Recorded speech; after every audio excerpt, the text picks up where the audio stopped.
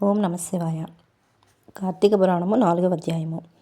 ఈ విధముగా వశిష్ఠుడు కార్తీక మాసం వ్రతం యొక్క మహిమ వల్ల బ్రహ్మరాక్షస జన్మ నుండి కూడా విముక్తి పొందరని చెప్పుచుండగా, జనకుడు మహాతపస్వి తమరు తెలియజేయి ఇతిహాసములు వినిన కొలది తనివి తీరుకున్నది. కార్తీక మాసములో ముఖ్యముగా ఏమి చెయ్యవలనో, ఎవరిని ఉద్దేశించి పూజ చేయవలనో వివరింపుడు అని కోరగా, వశిష్ఠుడు వారు ఇట్లా చెప్పసాగరి. జనక, కార్తీక మాసమందు సర్వ సత్కారములను చెయ్యవచ్చును. దీపారాధన అతి ముఖ్యమైనది. దీని వలన మిగులు ఫలం పొందవచ్చును. శివకేశవుల ప్రీత్యర్థం శివాలయమున కానీ విష్ణు ఆలయమునందు కానీ దీపారాధన చెయ్యవచ్చును. సూర్యాస్తమయం ముందు అనగా సంధ్య చీకటపడు సమయమున శివకేశవుల సన్నిధిని కానీ ప్రాకారమునందున కానీ దీపమును ఉంచువారు సర్వ పాపములను పోగొట్టుకొని వైకుంఠ ప్రాప్తి నొందుతురు. కార్తీక మాసం మందు హరిహరాదుల సన్నిధిలో ఆవు నేతితో కానీ కొబ్బరి నూనెతో కానీ వెప్ప నూనెతో కానీ ఏదీ దొరకనప్పుడు ఆముదముతో కానీ దీపం వెలిగించి ఉంచవలను. దీపారాధన ఏ నూనెతో చేసినను మిగిలి పుణ్యాత్మలుగాను భక్తిపరులుగాను అగుటియగాక అష్ట ఐశ్వర్యములు కలిగి శివసన్నిధికి ఎగుదురు. ఇందు ఒక కథ కలదు, వినుము. పూర్వము పాంచాల దేశమున పాలించుచున్న రాజుకు సంతతి లేక అనేక యజ్ఞ యాగాదులు చేసి తుదుకు విసుగు చెంది గోదావరి తీరమున నిష్ఠతో తపమాచరించుచుండగా అచ్చటుకు పిప్పలాదుల మునిపొంగవుడు వచ్చి, పాంచాల రాజా, నీవెందులకింత తపం ఆచరించుచున్నావు? నీ కోరిక ఏమి అని ప్రశ్నించగా, ఋషిపొంగవ, నాకు అష్ట ఐశ్వర్యములు రాజ్యము సంపద ఉన్నను నా వంశము నిల్చుటకు పుత్ర సంతానము లేక కృంగి కృషించి ఈ తీర్థస్థానమున తపం ఆచరించుచున్నాను అని చెప్పాను.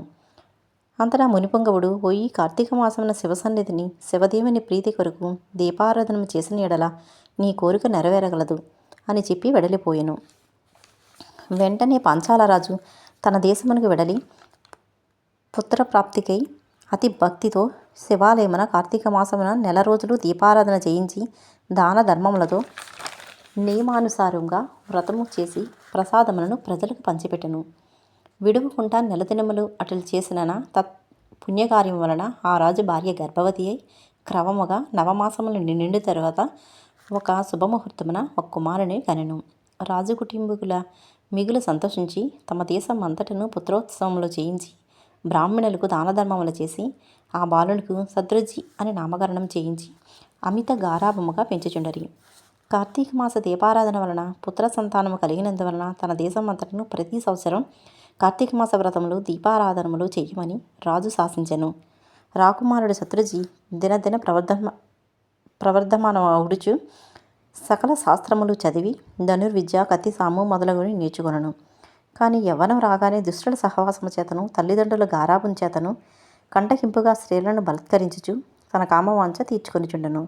తల్లిదండ్రులు కూడా తమకు లేక కలిగిన కుమారుని ఎడల చూచి చూడనట్లు విని విననట్లు ఉండరి. శత్రుజి ఆ రాజ్యంలో తన కార్యములకు అడ్డువారులను నరుగుదనని కత్తి పట్టుకొని ప్రజలను భయకంపితులను చేయుచుండెను. అట్లా తిరుగుచుండగా ఒక దినమున ఒక బ్రాహ్మణ పడుచును చూచుట తటస్థించెను. ఆమె ఒక ఉత్తమ బ్రాహ్మణుని భార్య, మిగిల రూపవతి. ఆమె అందచందములను వర్ణించుట మన్మధుకైనను సఖ్యము కాదు. అట్టి స్త్రీ కంటె పడగానే రాజకుమారుని మతి మందగించి కొయ్య బొమ్మవలే నిశ్చేష్టుడై కామ వికారముతో ఆమెను సమీపించి తన కామవాంఛ తెలియజేసెను. ఆమె కూడా అతని సౌందర్యానికి మగ్ధురాలై కులము శీలము సిగ్గు విడిచి అతని చెయ్యి పట్టుకుని తన శయన మందిరానికి తీసుకొనిపోయి భోగములను అనుభవించెను. ఇట్లు ఒకరికొకరు ప్రేమలో పరవశులగుట చేత వారు ప్రతిదినము అర్ధరాత్రి వేళ ఒక అజ్ఞాత స్థలంలో కలుసుకొనుచు తన కామవాంఛ తీర్చుకొనుచుండరి. ఇటుల కొంతకాలము జరుగును. ఎటులను ఈ సంగతి ఆమె మగనికి తెలిసి పసిగట్టి భార్యను రాజకుమారిని ఒకేసారిగా చంపవలేనని నిశ్చయించి ఒక ఖడ్గమును సంపాదించి సమయము కొరకు నిరీక్షించుటను. ఇట్లుండగా కార్తీక శుద్ధ పౌర్ణమి రోజున ఆ ప్రేమికులు ఇరువురును శివాలయమున కలుసుకొని నిర్ణయించుకొని ఎవరికి వారు రహస్య మార్గమున బయలుదేరి. ఈ సంగతి ఎటులో పసిగట్టిన బ్రాహ్మణుడు అంతకుముందు కత్తితో సహా బయలుదేరి గర్భగుడిలో దాగియుండెను. ఆ కామకులు ఇద్దరును గుడిలో కలుసుకొని గాఢలింగనం అనర్చుకున్న సమయమున చీకటిగా ఉన్నది, దేవముండున బాగుండును కదా అని రాకుమారుడు అనగా, ఆమె తన పైట చెంగుని చించి అక్కడే ఉన్న ఆముద ప్రమిదలో ముంచి దీపం వెలిగించెను. తరువాత వారి ఇరువురును మహా ఆనందంతో రథక్రీడలు సలుపుటకు వృద్ధికులగుచుండగా అదే ఎదురుగా ఆమె భర్త తమ మొలనున్న కత్తె తీసి ఒకే ఒక వేటుతో తన భార్యను ఆ రాజకుమారుని ఖండించి తాను కూడా పొడుచుకొని మరణించెను.